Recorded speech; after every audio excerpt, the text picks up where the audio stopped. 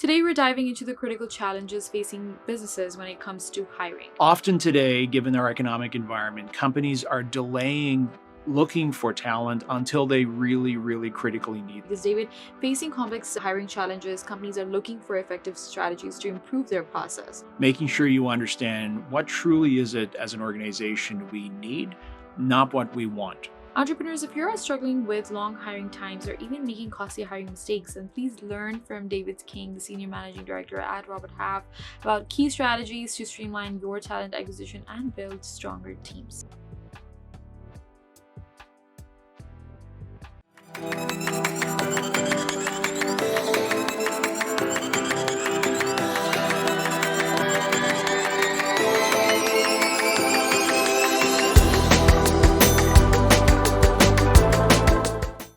This is Maheen, and welcome to the Canadian SME Small Business Podcast, where we explore the strategic insights that are crucial for building and sustaining high-performing teams in Canada's evolving tech landscape.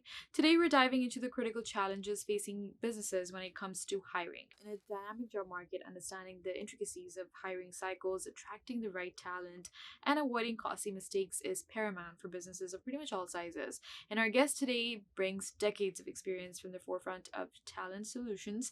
Joining us today is David King, the Senior Managing Director with Robert Half, the world's first and largest specialized talent solutions firm. With nearly 30 years of experience, David oversees Robert Half's Canadian and South American business, and his perspective on workplace issues and labor trends are often featured in major media outlets. Under his direction, Robert Half has become a leading advisor to businesses internationally. Today, we'll discuss lots, including the increasing length of hiring cycles in Canada, the challenges of finding the right talent, and the significant consequences of making the wrong hire. Without further ado, let's begin. David, we're very pleased to have you on the show today. How are you? I'm very well. Thank you for having me. David, we're very pleased to have you with us, and we'd love to kind of start a conversation by understanding what's driving the trend, because these days businesses across Canada are increasingly experiencing longer hiring cycles. Please tell us, why have hiring cycles generally increased for businesses across Canada, and what specific elements of the hiring process are taking longer than before, contributing to this extended timeline? Yeah, so we've certainly surveyed about 1,500 Canadian companies to ask this very question, and just over 90% of them suggested it's taking them longer today than it did a couple of years ago with regard to bringing somebody new to the organization. And just below 90% of them are also suggesting they're having a difficult time finding the talent they desire. Right. So why is that? Well, often today, given our economic environment, companies are delaying looking for talent until they really critically need them often. Mm-hmm.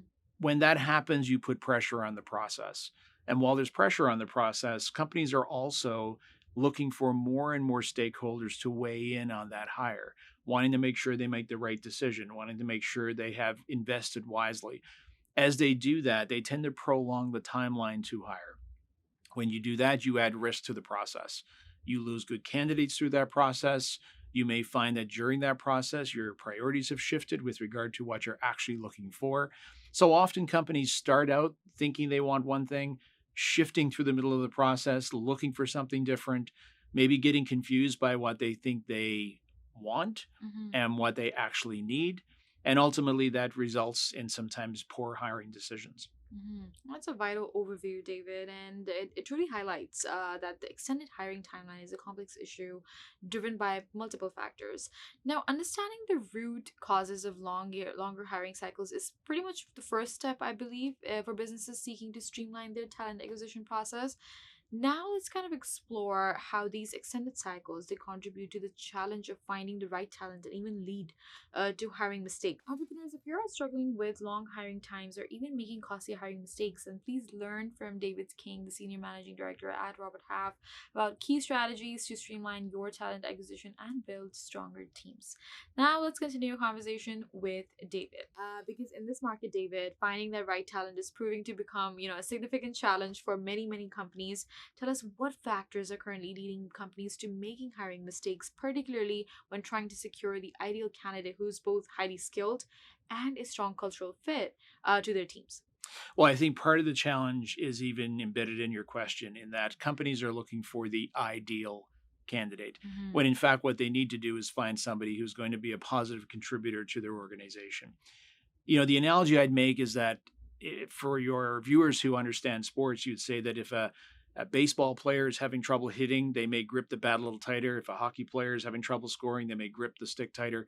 Companies today are gripping the hiring process really tight. Right. They're having a lot of people review candidates. They're having a lot of people weigh in on the decision.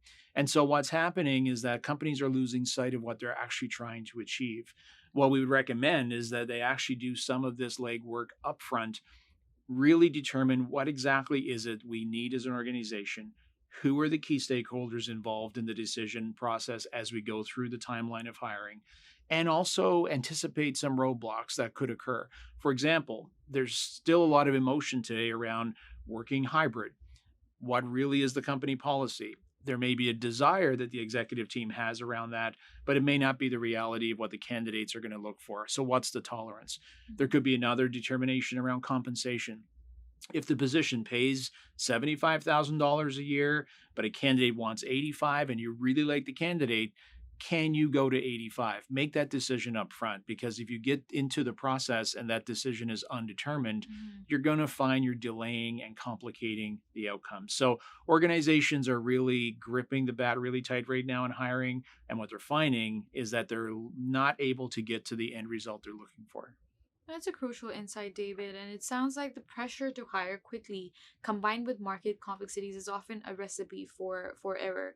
Now let's discuss the very real repercussions that businesses face when a bad hire is made. Because, David, while the costs of hiring are well known, the repercussions of making the wrong hire can be damaging, can be far more damaging. What are the key repercussions to businesses, especially for SMBs, of making these bad hires in terms of productivity, team morale, and financial impact? Especially for a small, mid-sized organization, making the wrong hire can be very consequential. So companies today do not seem to be challenged with finding enough candidates to be considered for a role, but they are having a difficult time in vetting who is right for their organization from that pool. The unemployment rate has gone up recently, so there may be more people looking, people who maybe are not perfectly aligned to the requirements of the role, but they're going to apply just to see if they may be able to get that opportunity. That's creating a lot of volume for organizations as they go through and try to vet who the right individuals are for their company. So as they go through that process, they're trying to determine between what's the right cultural fit and what's the right technical or aptitude and attitude for the organization. That is creating complications in making the right decision. And what's happening is that almost 25% of organizations are telling us they've made the wrong decision in the last couple of years, at least once, on a hire. When that happens, there are significant impacts to an organization. There's obviously the cost of the hire itself. So maybe they did use another firm outside to help them with the hire. There's that cost. There's the cost of paying the individual for the time they're with you, even though they don't stay. There's that cost. There's also the training and development cost of onboarding that individual and not having them stay with the organization. So there's sunk costs there. But those are not actually the real costs. The real costs are what impact does it have on the company? It could be this person has had a bad cultural impact on the organization. And for a small firm, that can have a very long tail of impact on the people who remain in the organization. It could be so severe that that bad cultural impact possibly creates a toxicity that you have turnover of other amazing people who you did not want to lose in the organization. So there are very significant impacts on having the wrong person join your company. Well, that's a powerful point, David. Thank you for sharing that. And you're right, the ripple effects of a bad hire, it can indeed be very costly and demoralizing for the entire organization. We'll take a quick break, but don't go nowhere, because when we return, we'll dive into the actionable strategies for streamlining the hiring process and avoiding costly mistakes. Please stay tuned. Hey, you think you know UPS? Yeah, that's us. Everybody knows that. You know what you didn't know? This. Okay, try to keep up. Ocean, us. Ground, rail, air, so us. Guess who? Us. Customs cleared, borders cleared, done. Us. Still with me? Wait for it. Boom. Us. Intelligent, automated, fulfillment. Us. Yep, healthcare too. Digital your thing? Yeah, well, book it, ship it, track it. You feeling me yet? Yep, that's all us. That's all UPS.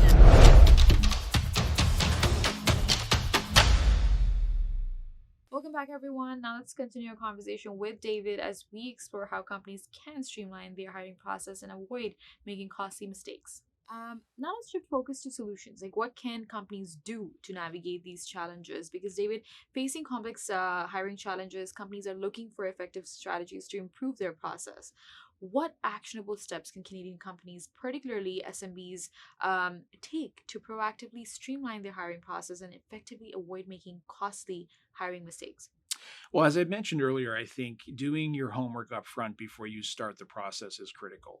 Making sure you understand what truly is it as an organization we need, not what we want.